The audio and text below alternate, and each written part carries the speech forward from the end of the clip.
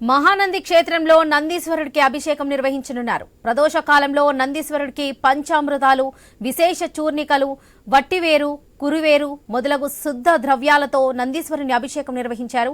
మహానంది క్షేత్రం అంటేనే నందీశ్వరుడు జన్మించినటువంటి క్షేత్రమని, మహాత్రయోదశి, బహుళ త్రయోదశి నందీశ్వరుడి ప్రీతికరమైన తిథి అని దేవస్థానం ప్రధాన అర్చకులు రవిశంకర్ అవధాని తెలిపారు.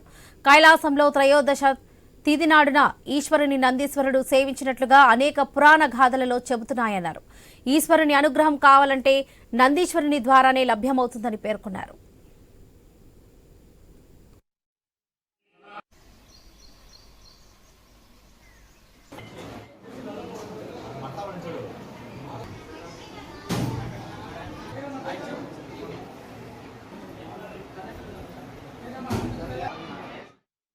మహానంది క్షేత్రంలో ప్రతి నెల కూడా మనకి అమావాస్యకు ముందు వచ్చేటువంటి బహుళ త్రయోదశి నాడు నందీశ్వరుడికి విశేషమైనటువంటి అభిషేకములు అనేటువంటిది నిర్వహించడం ఇక్కడ ఆనవాయితీ. ప్రధానంగా మహానంది క్షేత్రం అంటేనే నందీశ్వరుడు జన్మించినటువంటి క్షేత్రము. ఈ యొక్క మహాత్రయోదశి, బహుళ త్రయోదశి అనేటువంటిది నందీశ్వరుడి యొక్క ప్రీతికరమైనటువంటి తిథిగా చెప్పబడుతుంది. కైలాసంలో ఈ యొక్క త్రయోదశి తిథి నాడున ఈశ్వరుణ్ణి నందీశ్వరుడు సేవించినట్టుగా మనకి అనేక పురాణ గాథలన్నీ కూడా చెప్తున్నాయి. కాబట్టి ఎవరైతే ఈ యొక్క బహుళ త్రయోదశి, ప్రతి మాసంలో వచ్చేటువంటి బహుళ త్రయోదశి రోజున ప్రదోష కాలంలో అనగా సాయం సంధ్య వేళలో 4 గంటల నుంచి 6 గంటల మధ్యలో నందీశ్వరుడికి అభిషేకములు, అర్చనలు చేస్తారో వారికి సకల విధములైనటువంటి వాంఛలన్నీ కూడా తీరుతాయని, వారికి ఉన్నటువంటి అనేక రకములైనటువంటి దోషములన్నీ కూడా హరించి శుభాలని ప్రసాదింపజేస్తారని చెప్పేసి మనకి చెప్పబడుతుంది.